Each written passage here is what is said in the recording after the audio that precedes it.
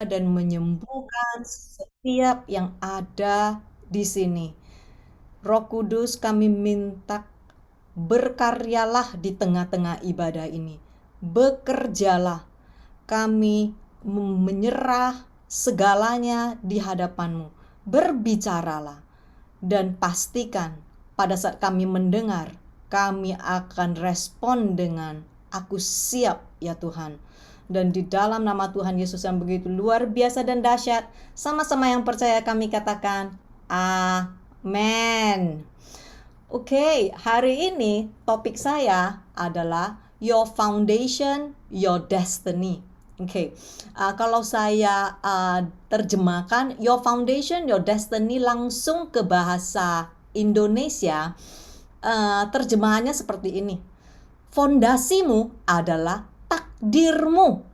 Wah, tapi kalau dibilang takdir ya, kayaknya agak cukup kaget ya. Oke, ya mungkin lebih tepat dikatakan fondasimu yang akan menentukan akhir tujuan hidupmu.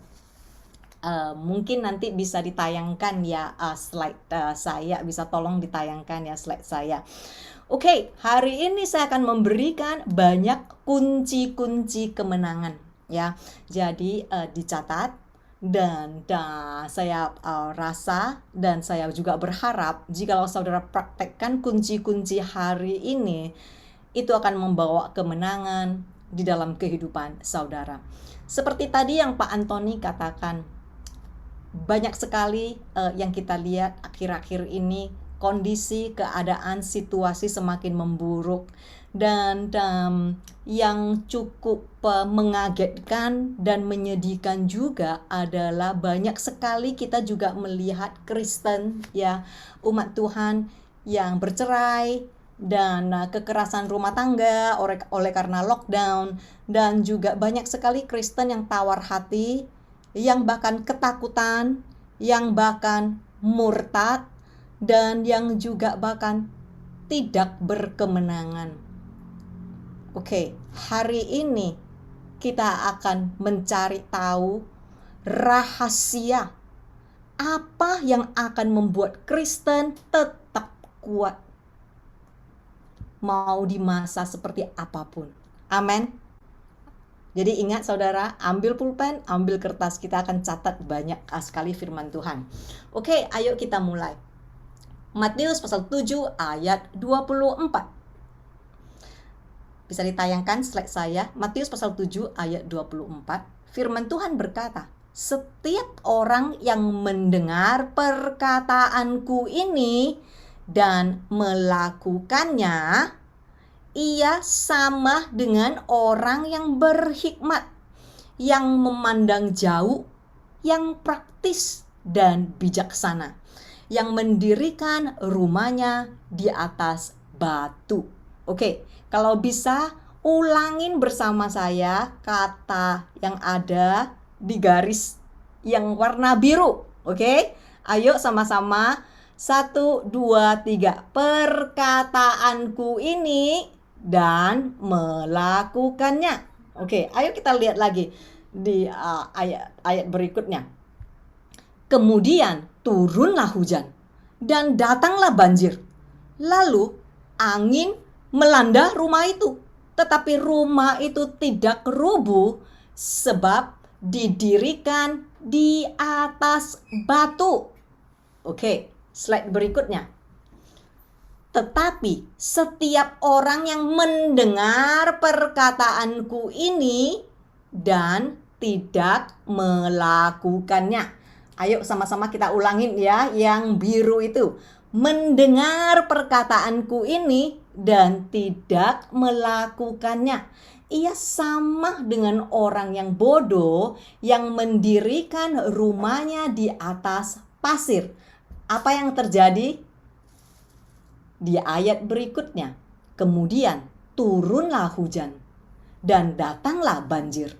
Lalu angin melanda rumah itu sehingga rubuhlah rumah itu dan hebatlah keruntuhannya. Wow, saudara, jikalau saudara bisa melihat Dari sini diterangkan ada dua fondasi ya yang sedang dibahas di firman ini. Fondasi pertama adalah rumah yang dibangun di atas pasir. Keadaan yang kedua adalah rumah yang dibangun di atas batu.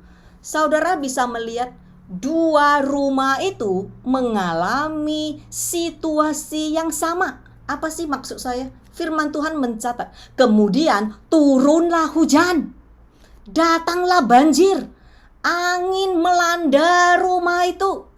Saudara, tetapi satu yang dibangun di atas pasir, firman Tuhan mencatat, rubuhlah rumah itu dan hebatlah keruntuhannya. Sedangkan yang satu dibangun di atas batu, berdiri kokoh, tidak tergoyah. Jadi apa sih kuncinya di sini, saudara? Kuncinya sebetulnya sangat sederhana sesuai dengan firman Tuhan, yaitu pada saat kita mendengar, bukan cuman sekedar mendengar, tetapi pada saat kita mendengar, kita melakukannya, yaitu perbuatan ketaatan. My next slide please. Nah, dibanding dengan mendengar tetapi tidak melakukannya. Oke, mendengar dan tidak melakukannya sama dengan apa? Sama dengan pemberontak. Oke, dan pemberontak adalah sama dengan dosa sihir. Oke, itu ada di 1 Samuel ya pasal 15 ayat 23. Oke, jadi apa sih solusinya di sini? Apa sih masalah-masalah yang sering sekali kita harus hadapi? Nah, di sini saya mau bertanya ya. Kalau yang mau jawab bisa unmute ya, langsung jawab biar kita lebih seru ya. Oke, biar ada dialog perbincangan. Oke, jadi yang mau jawab langsung ke di unmute. Oke. Siapa yang setuju kalau saya berkata seperti ini? Mau itu Kristen atau kita bukan Kristen? Kalau hujan, ya sama-sama kena dong. Setuju atau tidak? Diam semua. Setuju. Setuju ya. Oke. Ada nggak yang di sini punya pola pikiran seperti ini? Nggak deh. Pokoknya aku kan udah Kristen nih. Aku kan udah ikut Tuhan ini. Kalau aku ikut Tuhan, artinya hidupku harus bebas penyakit. Nggak boleh kena penyakit. Nggak boleh kena kanker. Kenapa? Karena di surga nggak ada kanker. Makanya di bumi ini aku nggak boleh kena kanker. Aku kan warga negara kerajaan surga. Yang setuju katakan amin. Wah, puji Tuhan, nggak ada yang amin. Aku udah boleh pulang, Pak. Udah boleh kelar, Pak. Amin. Amin. Amin. Masih ada yang mau katakan amin. Aduh, saya ulangin sekali ya. Saya ulangin sekali lagi ya. Oke, ada nggak yang setuju seperti ini? Oke, pokoknya kalau aku itu Kristen, aku nggak boleh kena penyakit. Aku pasti nggak akan pernah kena penyakit. Ada yang setuju di sini? Ada yang setuju? Setuju. Tidak setuju. Tidak setuju. Tidak setuju. Oke, tadi ada yang setuju, ada yang banyak yang amin kan tadi ya? Atau salah amin Yang kali? tidak. Atau latah. Orang amin ikut amin. Oke, nggak apa-apa. Oke, ya, it's okay ya. Nah, sebagian tadi amin. Oke, sebagian tadi tidak setuju. Oke, nggak apa-apa ya. Jadi akhir dari sesi ini kita akan setuju. Oke, ya. Oke, saya mau menjelaskan saudara. Setuju amin kan? Ya, mau itu kita Kristen atau kita bukan Kristen, kalau hujan kita sama-sama basah kalau kita nggak bawa payung. Ya, saudara. Iya. Kalau ini sekarang lagi pandemi COVID-19, mau itu kita Kristen atau kita nggak Kristen, kalau kita disuruh di rumah, nggak mau di rumah, kita pergi-pergi terus, nggak bawa masker, kita masih arisan-arisan terus, kita masih peluk-peluk terus, Ya, mau itu kita Kristen atau kita nggak Kristen, ya kita kena COVID lah. Iya, iya ya, iya ya. Artinya begini loh saudara. Mau itu kita Kristen atau kita tidak Kristen, selagi kaki kita masih menginjak di bumi ini, sadarlah pasti banyak tantangan kehidupan. Amin. Amin ya. Ya, ada orang yang berpikir Amin. seperti ini. Ada orang yang berpikir seperti ini. Enggak. Aku Kristen loh. Aku Kristen loh. Aku nggak bisa kena penyakit. Oke. Kanker nggak bisa karena aku Kristen. Kalau aku Kristen tuh aku nggak bisa sakit. Saudara, kalau gitu Kristen hidup 500 tahun dong. Saudara, kalau begitu di rumah sakit kosong dong. Oke. Ya. Ayo kita lanjutkan bahas lagi. Ada 5D. Oke, I call it 5D ya. 5D. Oke. 5 kerusakan yang sering menghantam kita. Mau itu kita Kristen atau bukan Kristen, ada kemungkinan salah satu dari kerusakan ini bisa menghantam kehidupan kita. Oke. Yang pertama adalah disunity. Tidak ada kesatuan.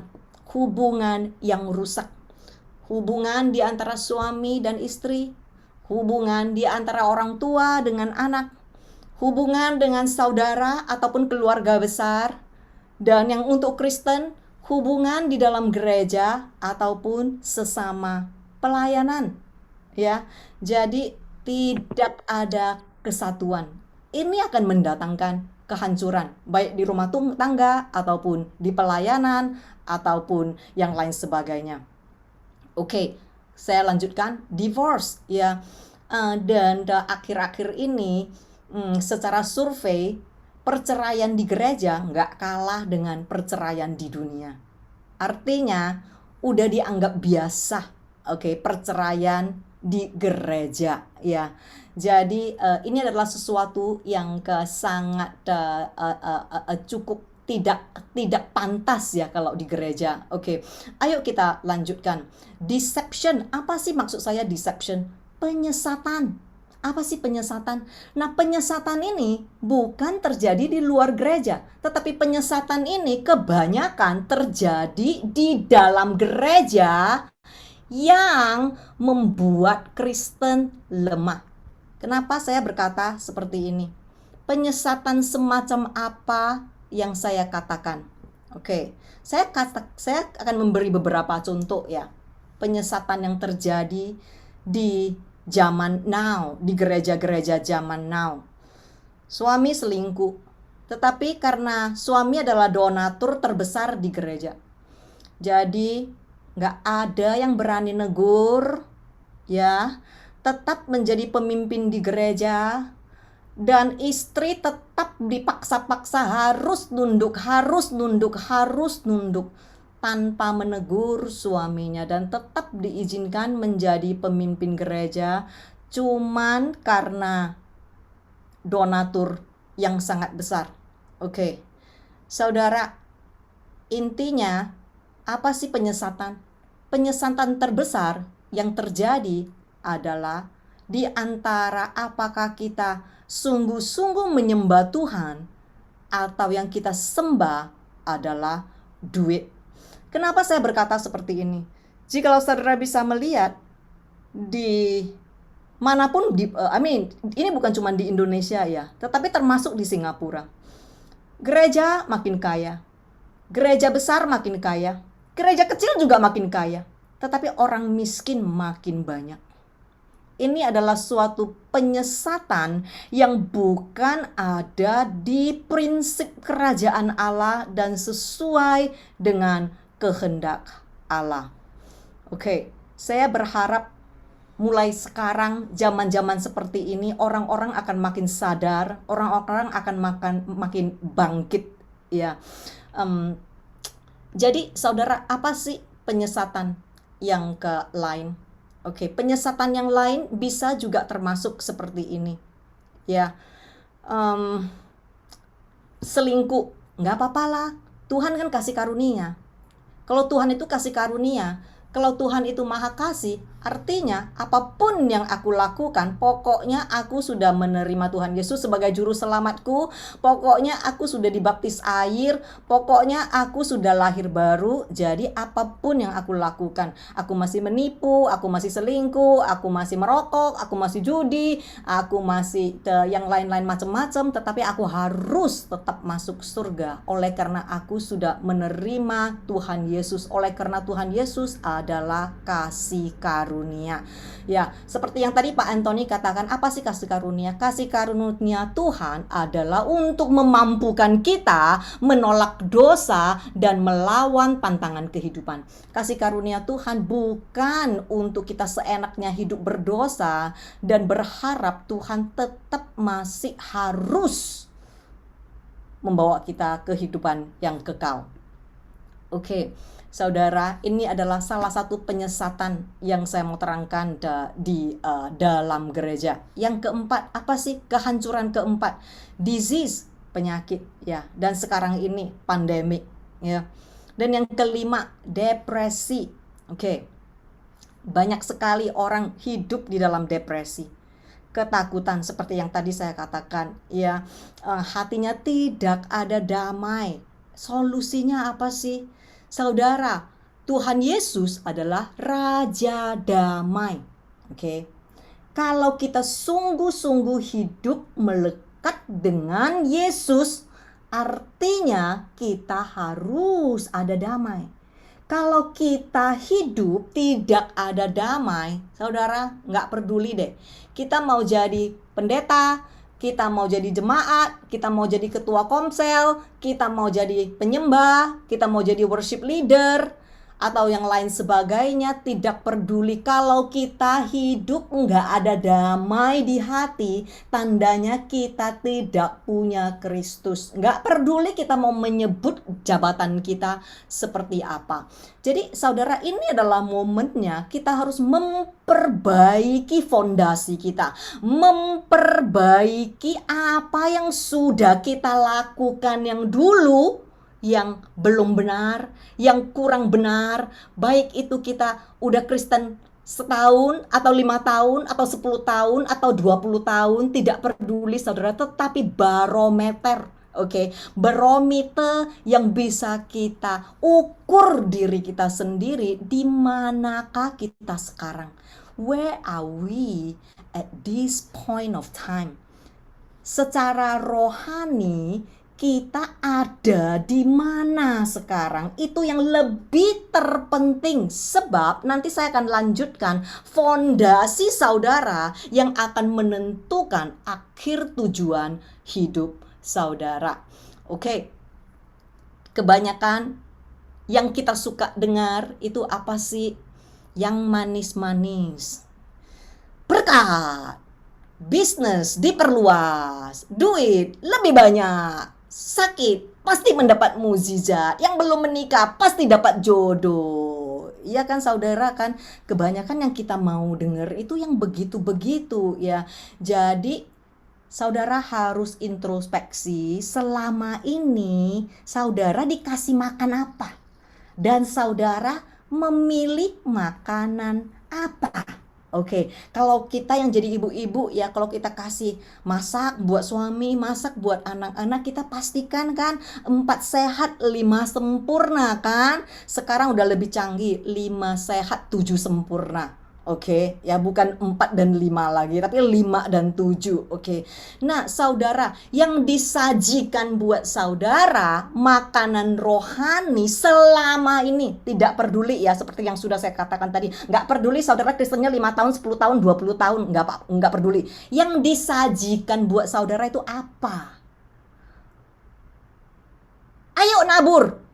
Segede engkau nabur, pasti segede itu engkau tuai. Jadi kalau mau dapat 1 miliar ya engkau harus nabur berapa, nggak tahu lah, matematika aku itu jelek banget, jadi yuk hitung sendiri deh. Oke, ya pokoknya ya berkat ya. Kalau selama ini engkau cuma disodorkan seperti itu dan engkau juga memilih makanannya seperti ini terus, nanti yang manis-manis, gorengan, jeroan, ya, apa yang akan terjadi? Saudara, sakit saudara.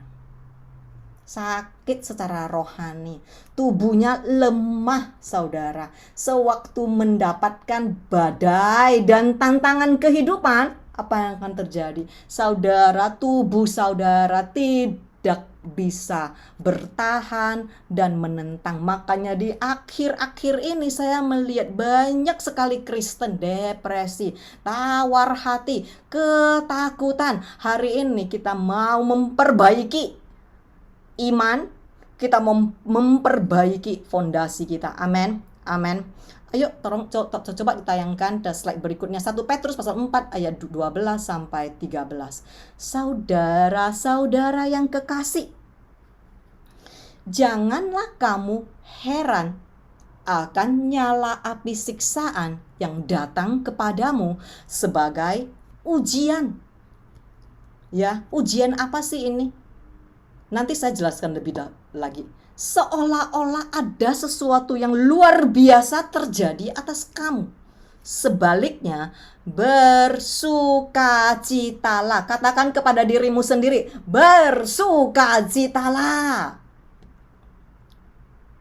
Sesuai dengan bagian yang kamu dapat dalam penderitaan Kristus, supaya kamu juga boleh bergembira dan bersukacita pada waktu Ia menyatakan kemuliaannya. Saudara, jika lo lihat versi bahasa Inggris ya, di versi bahasa Inggris itu dikatakan begini, do not be amazed and bewildered. Oke, artinya apa sih? Kenapa sih kok kamu terheran-heran? Kenapa sih kok kamu kaget? Nah, seperti yang sudah saya katakan, selama ini saudara makan apa? Disuapin apa? Pilihan makananmu itu apa? Kalau selama ini engkau tidak pernah baca yang satu ini di firman Tuhan, kalau selama ini hidup kekristenanmu nggak pernah diajarin yang seperti ini, ataupun mungkin udah diajarin Pak Antoni berkali-kali, tetapi enggak, tolong deh, jangan kasih aku yang begitu-begitu ya, yang sial-sial jangan kasih aku, yang kasih aku yang untung-untung. Ya saudara, kalau selama ini engkau cuma memilih-milih, cuma comot-comot firman Tuhan, pokoknya yang mendatangkan untung, oke, yang cuan-cuan, orang Medan sih lui, yang ada lui yang datang yang kau milih, ya bohwatlah kata orang Medan, mau gimana lagi. Tetapi tidak ada yang terlambat. Mulai hari ini kita memperbaiki fondasi kita. Amin. Amin. Di sini dikatakan sebagai ujian. Ujian apa sih? To test your quality. Ujian apa? To test the quality of your faith. Saudara, iman kita harus diuji. Katakan kepada dirimu sendiri, imanku harus diuji. Siap ujian, saudara? Siap enggak siap? Harus siap. Oke, amin. Tetapi puji Tuhan, kenapa Tuhan tidak pernah menyuruh kita melakukan sesuatu tanpa kita dimampukan. Amin. Jadi kita mau cari tahu apa yang bisa saya lakukan sehingga imanku menjadi kuat. Imanku adalah iman yang tidak tergoncangkan. Saudara, saya sudah mulai mau memberi kepada saudara kunci-kunci kemenangan. Oke, ya, bagaimana saudara bisa mendapatkan iman yang kuat? Oke, bagaimana saudara bisa, how do you activate your faith? Oke, nah, sewaktu hal-hal yang buruk terjadi ya, mungkin kalau ada yang sakit, ada yang menghadapi banyak tantangan, saudara sering mendengar orang-orang berkata seperti ini, ya have faith lah, oke, ya have faith lah, ya. Kadang-kadang yang dengar ya, have faith lah, iya sih, aku sih sebetulnya udah have faith kan, tapi kok situasiku masih belum keluar-keluar ya gitu, kok masih gitu-gitu terus. Ada nggak yang di sini seperti ini? Ada nggak? Atau saya sendiri doang? Ada ya? Oke. Nah, bagaimana caranya kita bisa membuat iman kita kuat? Ayo sama-sama kita pelajari. Yakobus pasal 2 ayat 17. Firman Tuhan berkata, demikian juga halnya dengan iman. Oke, jika iman itu tidak disertai perbuatan-perbuatan ketaatan, maka iman itu pada hakikatnya tidak berfungsi dan adalah mati. Jikalau saudara lihat di versi Alkitab berhenti di perbuatan-perbuatan. Titik. Nggak ada ketaatannya. Oke, jadi kadang orang bingung. Loh, ini perbuatan apa ya? Apakah perbuatan melayani? Contoh, di gereja saya jadi usher. Di gereja saya jadi multimedia. Apakah perbuatan-perbuatan melayani? Bukan, saudara. Oke, ya. Mungkin ada yang berkata seperti ini, ya. Apakah ini contohnya saya memberi makan kepada janda-janda miskin, anak-anak yatim piatu, perbuatan-perbuatan baik? Juga bukan, saudara. Apa yang Yakobus katakan adalah iman harus disertai dengan ketaatan. Jikalau iman tidak disertai dengan ketaatan, pada hakikatnya imanmu itu tidak berfungsi dan adalah mati. Oke, ayo kita lihat berikutnya. Yakobus pasal 2 ayat 20. Firman Tuhan berkata, hai manusia yang bebal, yang kurang rohani, maukah engkau mengakui sekarang bahwa iman tanpa perbuatan adalah iman yang kosong? Nah, kalau kita mau belajar kemenangan, kita jangan dengerin konsep manusia. Oke, kita belajar lebih dalam lagi firman Tuhan, sebab firman Tuhan satu-satunya yang sanggup menyembuhkan dan memerdekakan kita. Oke, ya. Ayo kita cari tahu apa yang Yakobus katakan di sini. Perbuatan apa? Oke, ayo kita lihat Yakobus pasal 2 ayat 21. Kita lanjutkan. Bukankah Abraham bapa kita dibenarkan karena perbuatan-perbuatannya? Perbuatan apa? Ketaatan yang terbukti ketika ia mempersembahkan Ishak anaknya di atas mezbah.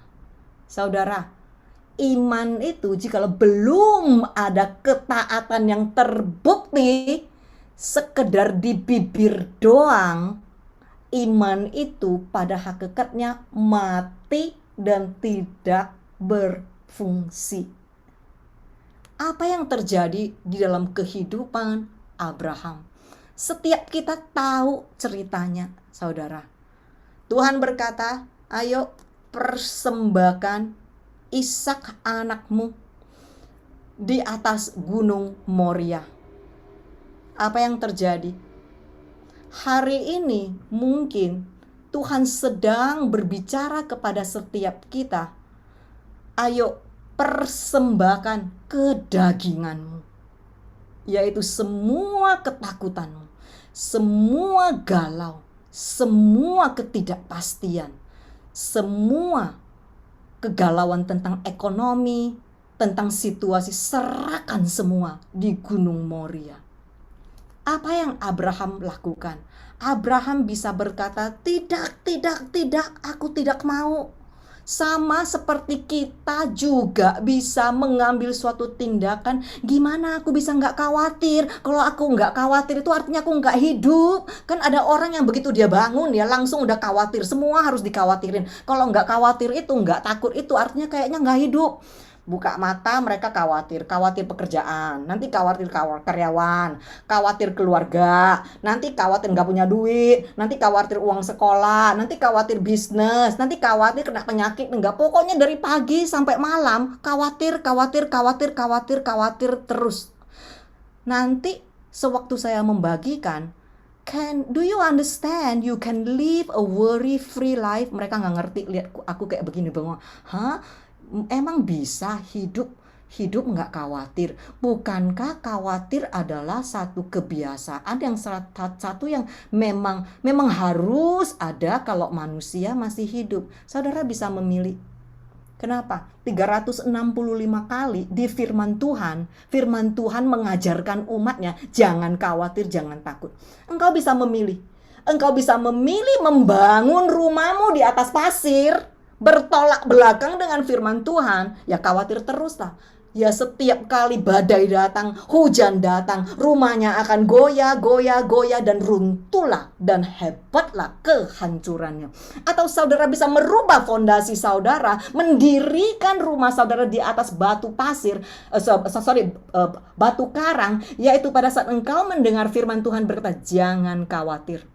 Jangan khawatir. Dan engkau memilih, oke Tuhan, jikalau engkau berkata jangan khawatir, aku akan taat, aku tidak akan khawatir. Engkau sedang membangun rumahmu di atas batu. Dan badai yang sama datang, hujan gede yang sama datang, tetapi rumahmu akan tetap tidak goyah. Amin. Apa yang dilakukan Abraham? 3 hari dari rumahnya, dia membawa Ishak pergi ke Gunung Moria. Oke, apa yang terjadi?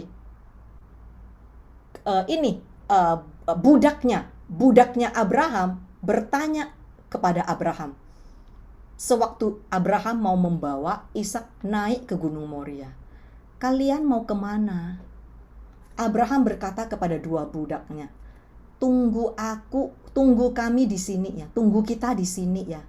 Kita mau naik ke Gunung Moria dan kita mau menyembah Allah kita. Tunggu di sini, tunggu menyembah. Pertama kali di seluruh Alkitab muncul kata-kata menyembah. Bahasa Ibraninya histafaya, menyembah. Oke, jadi saudara, jikalau engkau mau menyembah Tuhan, bukan cuman sekedar dengan nyanyi-nyanyi, dengan keyboardmu, dengan gitarmu, sebab penyembahan yang terbaik yang bisa engkau berikan kepada Tuhan adalah sewaktu Tuhan berkata, persembahkanlah Ishakmu, yaitu kedaginganmu. Engkau persembahkanlah seluruh kedaginganmu di dalam ketaatan akan Tuhan. Itulah penyembah yang sejati yang sedang dicari Tuhan. Amin. Amin. Oke, apa yang terjadi? Abraham bawa Ishak naik ke atas gunung dan bertanyalah Ishak kepada papanya, "Pa, di mana korban penyembelihan?" Oke, I change it to modern language ya. Ishak menjawab, Ishak bertanya kepada Abraham ya, "Pa, di mana korban penyembelihannya?" Oke, Abraham lagi mikir nih, nggak tahu mau jawabnya apa. Dia berkata seperti ini, God will provide. Tetapi Ishak yang diikat dan Ishak yang diletakkan di atas batu. Dan sewaktu Abraham siap untuk membunuh Ishak, malaikat berkata, "Tunggu Abraham, aku sudah menyediakan korban penyembelihan buat engkau." Saudara, pertama kali di seluruh Alkitab, Tuhan menyatakan dirinya sendiri sebagai Jehovah Jireh. Artinya Tuhan yang akan menyediakan. Tetapi saudara, dengar baik-baik.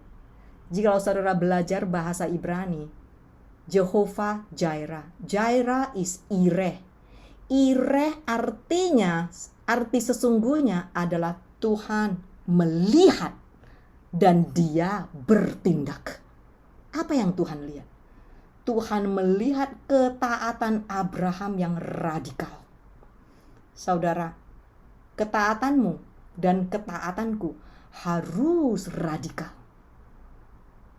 Ketaatan kita tidak bisa logical. You know? Your logic will fail you. Logikamu akan menggagalkanmu.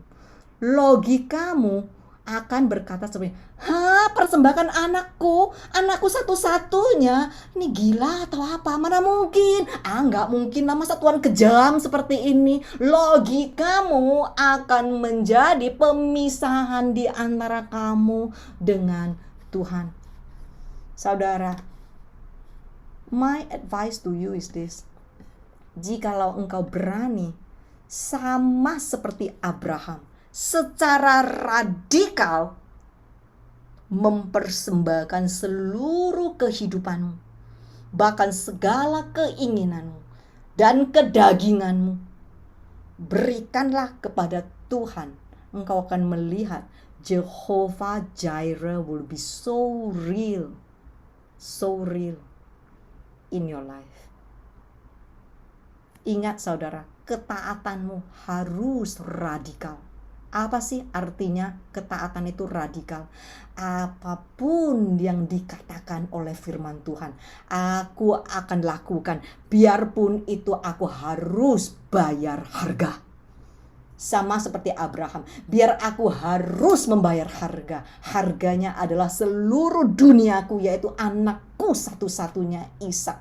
Gak apa Tuhan, aku mati-mati secara radikal mau taat kepadamu. Your obedience have to be radical, not logical. Enggak milih-milih. Amin. Ayo kita lihat lagi. Yakobus pasal 2 ayat 22. Kamu lihat bahwa iman bekerja sama dengan perbuatan-perbuatan ketaatan. Dan oleh perbuatan-perbuatan ketaatan itu, imanmu mencapai tingkat tertinggi dan efek tersempurna. Saudara, this is the key breakthrough. Oke, ini nggak ada di Alkitab. Kenapa saya terjemahkan langsung dari AMPC? Untuk menjelaskan yang satu ini kepada saudara. Kenapa saya memakai AMP dan AMPC? Karena AMPC mengandung bahasa awal-awal, yaitu bahasa Ibrani dan bahasa Yunani kuno. Oke, di sini dikatakan engkau mau imanmu kuat, engkau mau imanmu mencapai tingkat tertinggi dan efek tersempurna. Ini loh rahasianya saudara. Ini loh kebenaran firman Tuhan. Jikalau imanmu disertai perbuatan-perbuatan ketaatanmu, firman Tuhan berkata, imanmu akan mencapai tingkat tertinggi dan efek tersempurna. Artinya apa sih saudara? Tangkap, engkau harus tangkap yang satu ini. Oke, artinya apa sih? Sewaktu engkau mendengar suara Tuhan, sewaktu engkau mendengar firman Tuhan, oke, engkau mendengar, apa yang engkau lakukan? Engkau taat, engkau akan melakukan. Oke, di situ imanmu dari sini naik. Oke. Engkau mendengarkan firman Tuhan lagi dan engkau taat menjadi pelakunya, imanmu naik lagi. Engkau dengar lagi, engkau taat menjadi pelakunya lagi, imanmu naik lagi, sehingga makanya firman Tuhan berkata dari iman ke iman sehingga mencapai kemuliaan demi kemuliaan, saudara. Oke, sekarang saya mau bertanya ya. Saya mau pastikan di sini mengerti ya. Oke, saya mau bertanya. Kalau mau jawab langsung unmute ya. Dari mana datangnya iman? Oke, ada di firman Tuhan ya. Jawabannya harus sesuai dengan firman Tuhan ya. Iman datang dari, ayo siapa yang mau jawab? Pendengaran firman Tuhan. Amin. Oke, firman Tuhan mencatat iman datang dari pendengaran dan pendengaran akan firman Tuhan. Betul nggak Pak? Betul ya? Oke, jadi pendengaran itu diulangin 2 kali kan? Iya atau tidak? Halo, yang baca Alkitab 2 kali atau sekali? 2 kali atau sekali? Halo, itu ada di Roma pasal 10 ayat 17. 2 kali atau sekali? 2 kali betul? Iman datang dari pendengaran dan pendengaran akan firman Tuhan. Iya atau tidak? Kedengaran nggak suara saya? Dari sini ada feedback sedikit. Kedengaran nggak suara saya? Kedengaran ya? Oke. Oke, mungkin salah satu di antara di grup ini bisa baca Roma pasal 10 ayat 17. Ayo, siapa yang mau baca? Jadi iman timbul dari pendengaran dan pendengaran oleh firman Kristus. Amin. Jadi pendengarannya ada 2 kali kan? Betul nggak?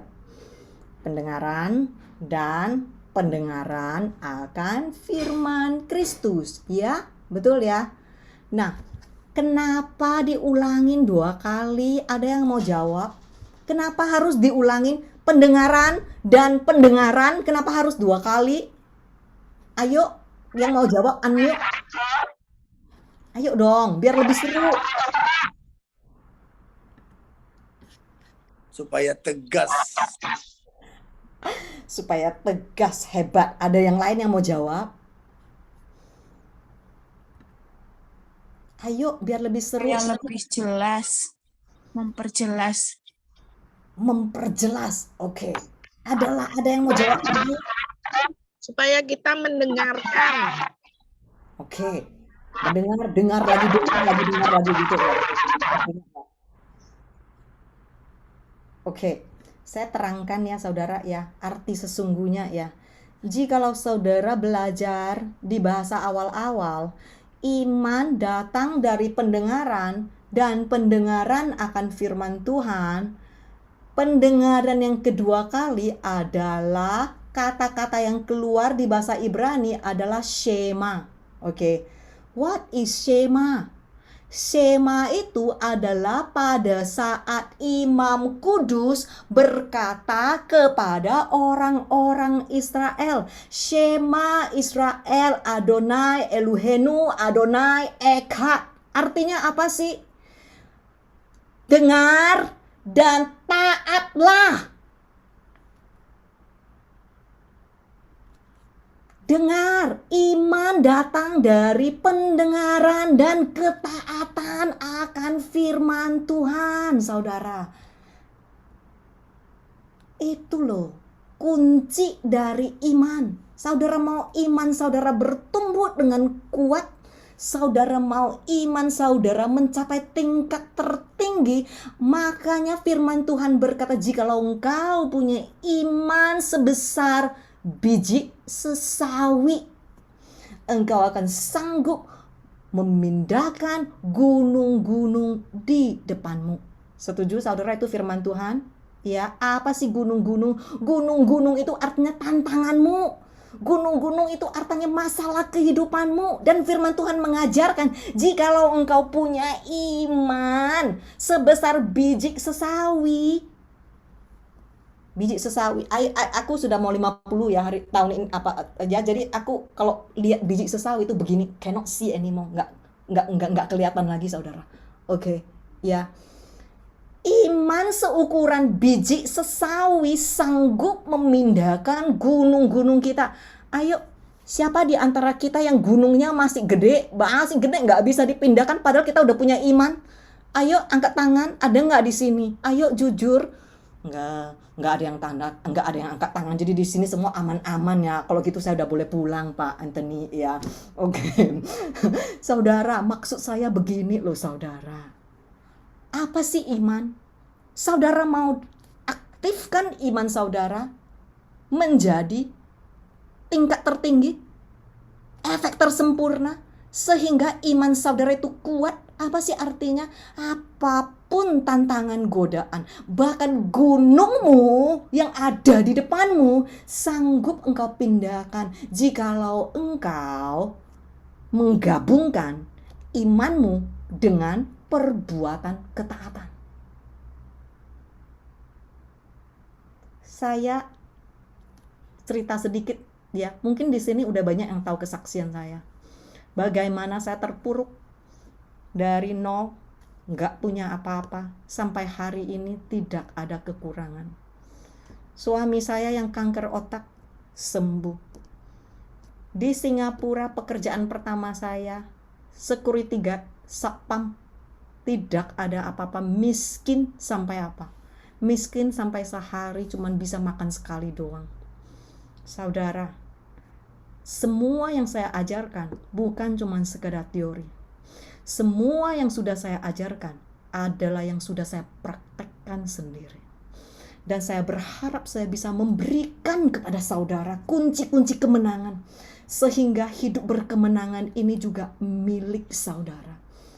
Saudara punya Tuhan yang begitu luar biasa, pencipta langit dan bumi dan seluruh isinya. Saudara sudah dijanjikan kemenangan. Tetapi ada hal yang saudara harus lakukan. Saudara harus belajar firman Tuhan. Satu-satunya yang bisa membebaskan saudara, satu-satunya yang bisa membuat saudara menang, kuat, sembuh adalah firman Tuhan. Saudara harus mahir firman Tuhan, belajar terus. Banyak sekali orang berkata, apa sih maksud Tuhan? Apa sih kehendak Tuhan? Aku tidak bisa mendengar suara Tuhan. Saudara, apa yang mau Tuhan katakan kepada saudara semua sudah ada di sini.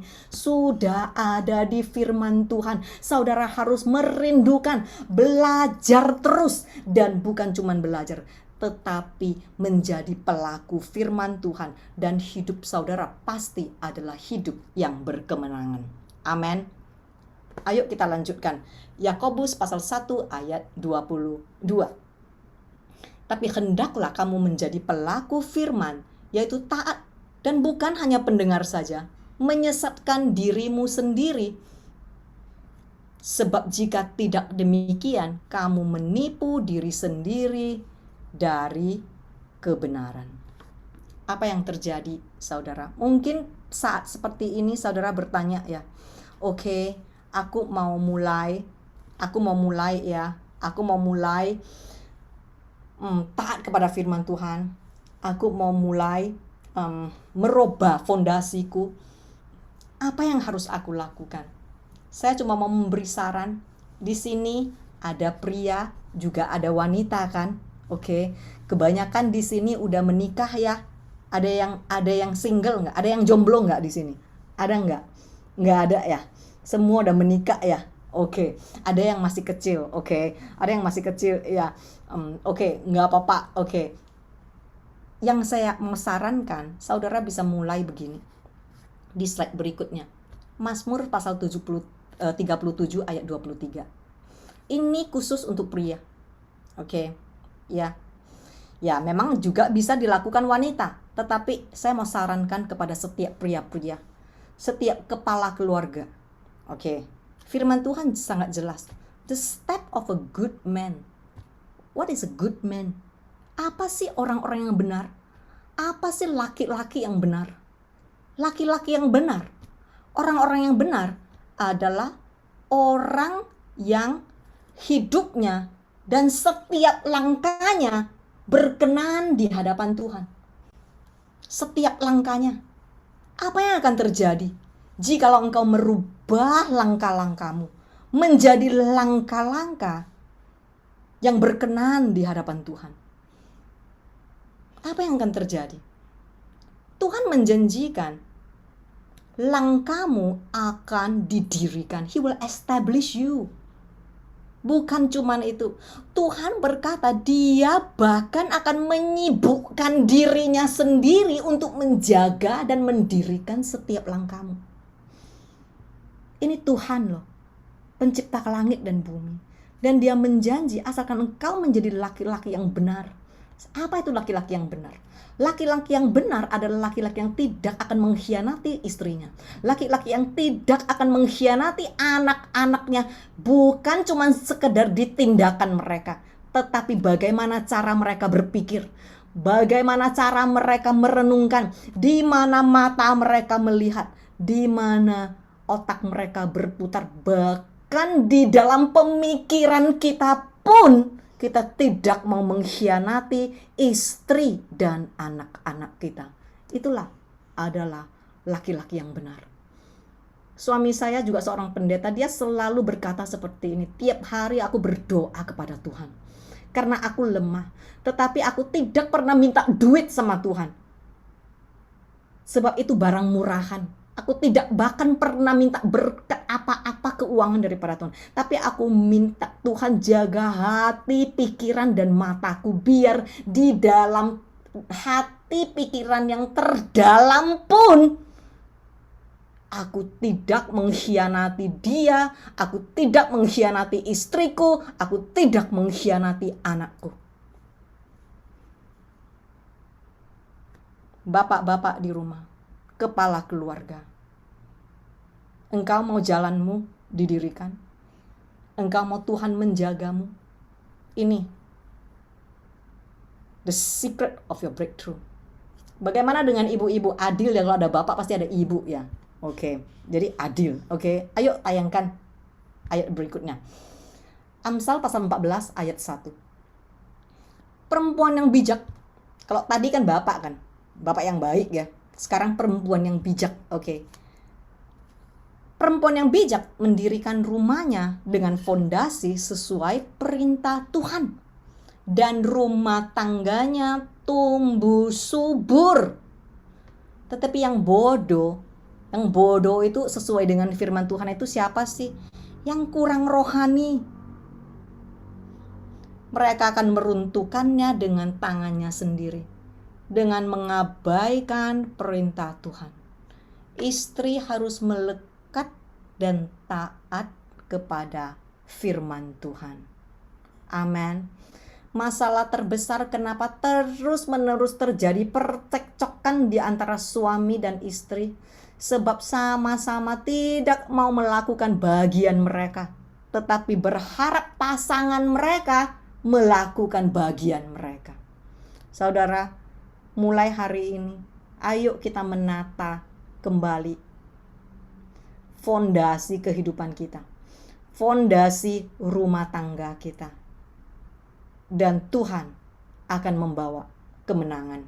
Amin. Saya mau tutup dengan satu cerita ini. Ini adalah satu cerita, slide-nya udah nggak perlu lagi ya. Saya mau tutup dengan satu cerita ini. Saya percaya satu cerita ini sudah sering didengar ya. Bukan suatu cerita yang asing buat setiap kita. Ini adalah cerita di firman Tuhan, kisah seorang pelacur yang namanya Rahab. Rahab adalah seorang pelacur yang cukup terkenal ya. Dia terkenal oleh karena kecantikannya. Apa yang terjadi? 2 pengintai masuk di rumah Rahab, right? Dan Rahab menyembunyikan 2 pengintai itu. Setelah itu Rahab menolong mereka. Ya. Saya mau saudara fokus terhadap perbincangan di antara Rahab dengan 2 pengintai ini. Rahab berkata kepada pengintai ini, "Yo Adonai, Allahmu mengeluarkanmu dari tanah Mesir dengan cara membelah Laut Merah dan mengeringkan Laut Merah. Yo Adonai." Dan Rahab berkata, "Yo Adonai memberikan kepadamu kemenangan demi kemenangan di dalam pertempuranmu." Yo Adonai. Dan Rahab berkata, "Setiap kita yang ada di Kanaan," sewaktu itu tercatat penduduk, kepala keluarga kakak ya, kakak tercatat 3.000 kakak.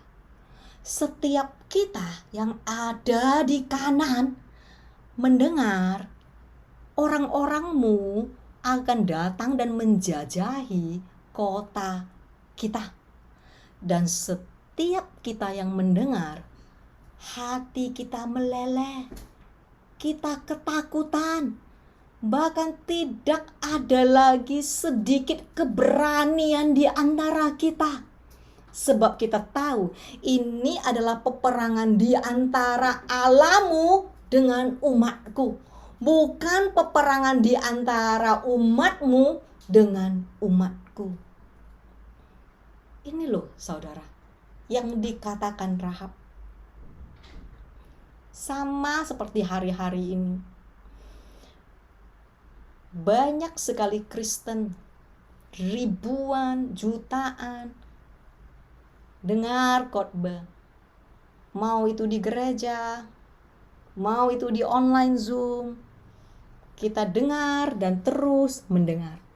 Sama seperti orang-orang Kanaan, 3.000 kepala keluarga dengan seluruh isinya. Semua orang mendengar kabar yang sama. Semua orang mendengar betapa ajaib dan dahsyat Adonai, Tuhan orang-orang Israel. Tetapi pada saat mereka mendengar hal yang sama, cuman satu Rahab yang pada saat dia mendengar, dia memilih untuk melakukan.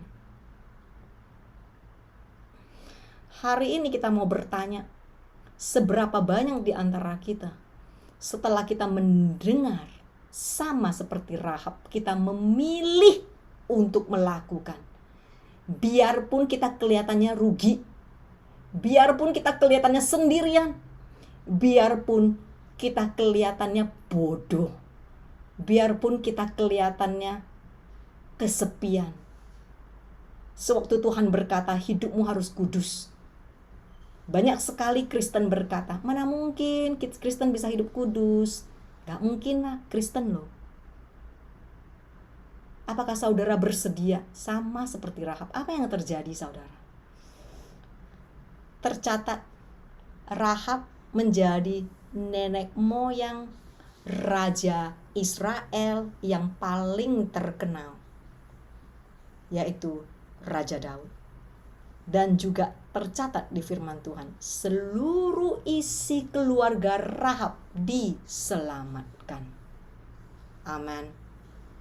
Pada saat Rahab merubah fondasinya, yaitu dari rumah yang dibangun di atas pasir menjadi rumah yang dibangun di atas batu, dia mendengar dan dia melakukannya, yaitu ketaatan. Dia merubah akhir tujuan hidupnya. Amin. Dan saudara, hari ini, if you switch your foundation, you change your destiny. Jikalau engkau merubah fondasimu, engkau akan merubah akhir tujuan hidupmu. Ayo kita berdoa. Terima kasih Tuhan. Biar firman-Mu membebaskan kami. Biar firman-Mu menyembuhkan kami. Dan biar firman-Mu memerdekakan setiap kami. Saya rasa hari ini jangan sia-siakan kesempatan. Jikalau hari ini engkau mendengarkan firman Tuhan dan engkau mau bertransaksi kepada Tuhan, jikalau engkau berkata, Tuhan, mulai hari ini aku pada saat mendengar firman-Mu, aku akan belajar taat. Aku akan menata kembali kehidupanku. Aku akan merubah fondasiku yang tadinya di atas pasir. Aku mau berubah menjadi di atas batu. Biar hidupku adalah hidup yang penuh dengan kemenangan. Biar keluargaku dipulihkan. Biar apapun yang aku lakukan mendatangkan hasil yang baik. Biar hidupku selalu berkenan di mata-Mu. Biar gunung-gunung yang ada di depanku dipindahkan. Jikalau ini adalah kerinduan hatimu, cukup dimanapun engkau berada, engkau taruh tanganmu di dadamu sebagai lambang kepada Tuhan. Tuhan, engkau lihat semua anak-anak-Mu. Engkau lihat setiap tangan yang sudah ditaruh di hati kami sebagai satu tanda. Tuhan, mulai hari ini, we will switch our foundation. We will change our destiny. Sembuhkan kami ya Tuhan. Kuatkan kami ya Tuhan. Pulihkan kami ya Tuhan. Buat kami bangkit dan mengenal Engkau lebih lagi. Sebab firman-Mu berkata, barang siapa yang mengenal Engkau, mereka akan menjadi kuat dan sanggup melakukan hal-hal yang luar biasa dan ajaib. Sembuhkan, pulihkan, dan biar kemenangan terjadi di tengah-tengah kami. Dan di dalam nama Tuhan yang begitu luar biasa dan dahsyat, sama-sama yang percaya kami katakan, amen. Thank you very much. God bless you. Over to you, host. Terima kasih banyak Pastor Judith buat menguatkan kita sekali lagi. Saudara-saudara, kita diingatkan lagi sama Pastor Judith hari ini. Kalau kita harus mempunyai fondasi yang benar, saudara-saudara. Kita seringkali mendengarkan firman itu, kalau kita ya udah fondasi di atas batu dan fondasi di atas pasir sebagai, ya udah kita harus mempunyai fondasi yang kuat. Tetapi kita hari ini belajar sesuatu yang baru, saudara-saudara ya. Jadi waktu kita mengatakan, waktu kita mempunyai fondasi di atas batu, berarti kita siap untuk berpindah, saudara-saudara. Nggak cuman, oh iya aku mau punya fondasi yang kuat seperti di atas batu. Nggak cuman itu. Tetapi apa yang harus kita lakukan? Kita harus berjalan bersama dengan firman Tuhan itu, saudara-saudara. Kita harus memulai merenungkan firman Tuhan siang dan malam dan melakukannya. Ya, nggak cukup untuk merenungkan saja, saudara. Nggak cukup itu menjadi nggak cukup menjadi sebuah knowledge, tetapi harus menjadi sebuah kehidupan dalam setiap kita. Apa yang kita lakukan, seringkali kita harus kembali lagi, seperti apa Tuhan mau kita lakukan itu. What will Jesus do? Gitu loh. Apa yang Tuhan Yesus akan lakukan? Segala keputusan-keputusan kita, sekarang kita harus memulai menginvolvekan Tuhan dalam kehidupan kita. Dari yang gampang. Kita misalkan nih, besok kita mau ngapain ya? Kita involvekan Tuhan, saudara-saudara. Hal yang terkecil.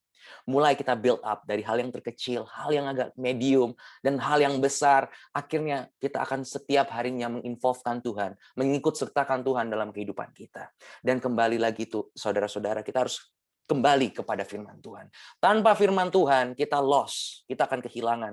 Karena dunia ini, saudara, jahat. Nggak segampang itu. Setan nggak segampang itu membiarkan kita hidup dalam kehidupan yang sangat kudus. Enggak. Setan akan berusaha keras untuk menarik kita kembali ke dalam dunianya dia, yaitu dalam kedagingan kita, dalam problem-problem dunia ini, supaya ketakutan dan apa semuanya itu ya yang setan akan taruh di dalam pikiran kita.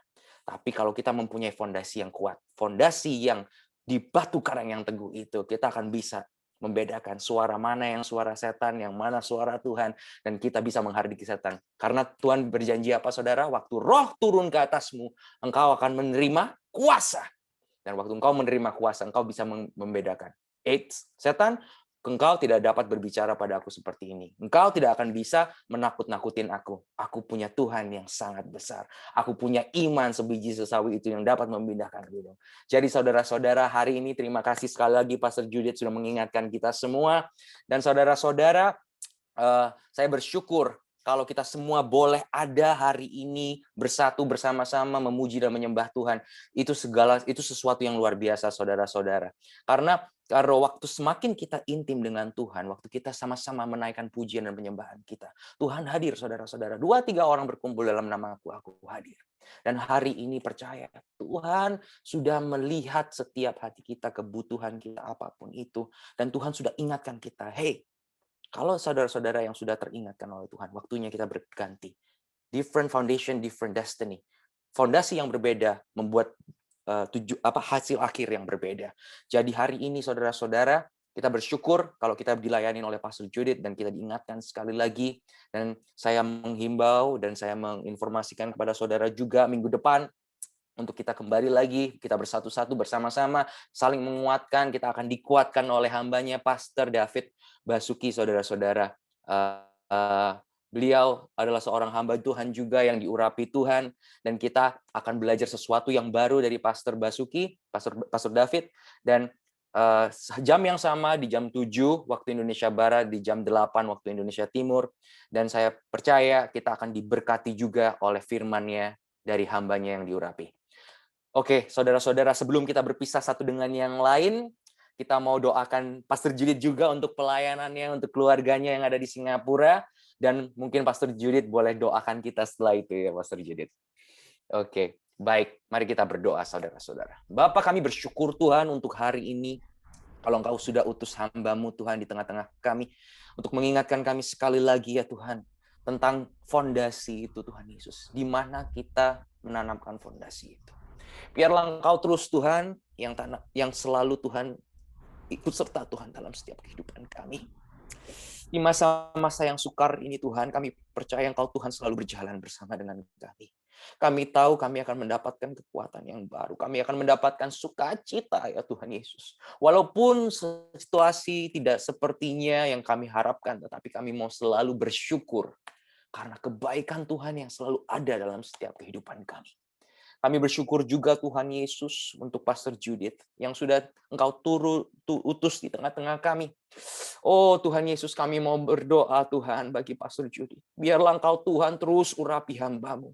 Engkau bukakan hal-hal yang baru bagi hamba-Mu. Engkau bukakan ya Tuhan hikmat-hikmat-Mu Tuhan bagi Pastor Judith. Urapan-Mu selalu penuh Tuhan atas Pastor Judith.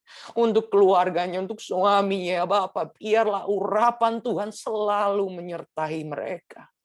The covenant of blood of Jesus selalu menutup bungkus Pastor Judith dan keluarga. Dijauhkan dari segala sakit penyakit ya Tuhan. Oh Tuhan, biarlah perlindungan-Mu setia buat Pastor Judith ya Tuhan dan keluarganya.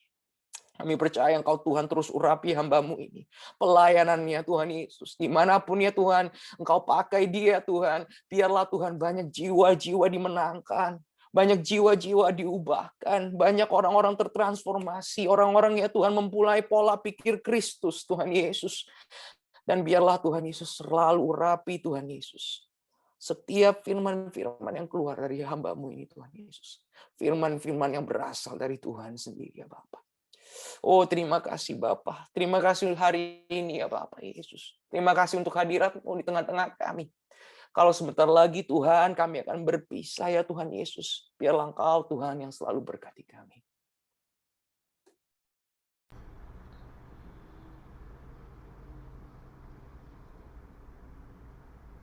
Ayo sama-sama kita angkat kedua tangan dan kita terima berkat. Saya akan mendoakan saudara, saya akan memberkati saudara dengan bahasa Ibrani dan bahasa Indonesia. Ya, ayo kita angkat kedua tangan dan menerima berkat. Yevareheka Adonai ve'ish mereka. Ya'er Adonai panav eleka fikuneka. Yisa Adonai panav eleka. Ve'yashem leka shalom. Tuhan memberkati engkau dan melindungi engkau. Tuhan menyinari engkau dengan wajah-Nya dan memberi engkau kasih karunia. Tuhan menghadapkan wajah-Nya kepadamu dan memberi engkau damai sejahtera. Dan di dalam nama Tuhan Yesus yang begitu luar biasa dan dahsyat, sama-sama yang menerima kami katakan amen. Thank you very much. God bless you. Pastor Terima kasih Judith. banyak. Thank Thank you banget Pastor Judith buat pelayanannya. Bye. Terima kasih. Terima kasih semuanya. Sampai ketemu Kamis depan ya.